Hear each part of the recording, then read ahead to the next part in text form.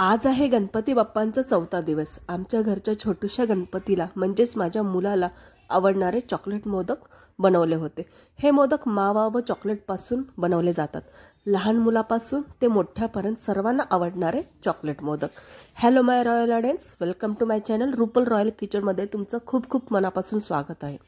Chocolate modak चवीला मावा मोदकासारखे लागतात, पण फ्लेवर मात्र चॉकलेटचा येतो।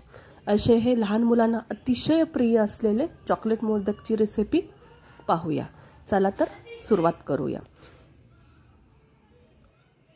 इथे मी मोदकासाठी लागणारे साहित्य दाखवले आहे। 1 वाटी खवा, 2 चमचे खोबरे किस आणि 3 डेअरी मिल्क चॉकलेट आणि 2 चमचे मिल्क पावडर लागणार आहे। इथे दाखवली नाही, पण 2 चमचे मिल्क पावडर लागणार आहे। इथे मी गॅस ऑन केला आहे। गॅसवरती पॅन ठेवले आहे। पॅन गरम झाल्यावरती त्यामध्ये 1 वाटी खवा टाकला आहे। खवा छान व्यवस्थित मेल्ट होईपर्यंत परतून घ्यायचा। गॅसची फ्लेम लो करून म्हणजेच मंद आचेवरती खवा खमंग भाजून घ्यायचा, रंग बदलतो तोपर्यंत। आता तुम्ही पाहू शकता खव्याचा रंग बदलला आहे। आता त्यामध्ये चॉकलेट टाकूया। इथे मी 2 डेअरी मिल्कचे चॉकलेटचे तुकडे करून टाकलेले आहेत। ते खव्यामध्ये मिक्स करून छान व्यवस्थित परतून घेऊया आणि दोन्हीही मिश्रण एकजीव करून घेऊया।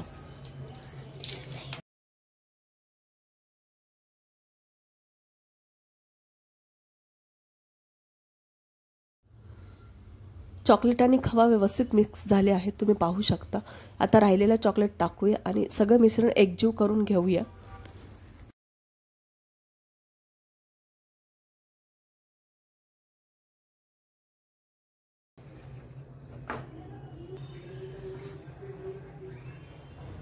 सगळे मिश्रण एकजीव झालेले आहे। 2 चमचे खोबरे किस टाकूया आणि छान व्यवस्थित परतून घेऊया।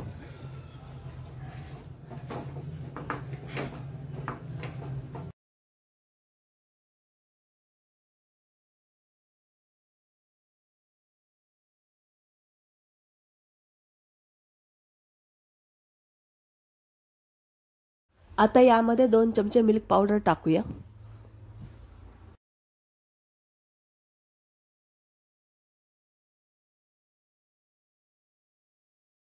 मिश्रण परत एकजीव व्यवस्थित करून घेऊया। तुम्ही पाहू शकता अशा प्रकारे छान व्यवस्थित गोळा तयार होत आहे।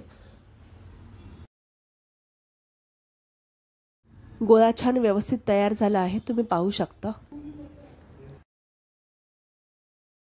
मोदक तयार करून घेऊया। इथे मोदकांच्या साच्यांना मी तूप लावलेलं आहे। त्यानंतर गोळा तयार केलेला त्याच्यामधून थोडंसं पीठ काढून त्याच्यामध्ये व्यवस्थित दाबून भरून मोदकांना आकार दिला आहे।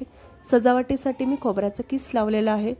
हे ऑप्शनल आहे, तुम्हाला आवडत असेल तर लावा, नसेल तर काही हरकत नाही। प्लेन मोदक ही खूप छान लागतात।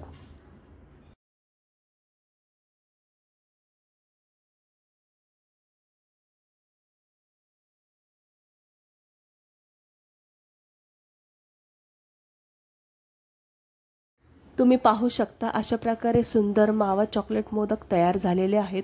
लहान मुलांना आवडणारे, मोठ्यांना आवडणारे चॉकलेट मावा मोदक।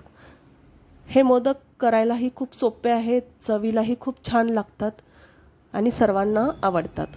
तर माझी रेसिपी जर तुम्हाला आवडली असेल तर प्लीज लाईक करा, सबस्क्राइब करा आणि शेअर करा। Thank you so much.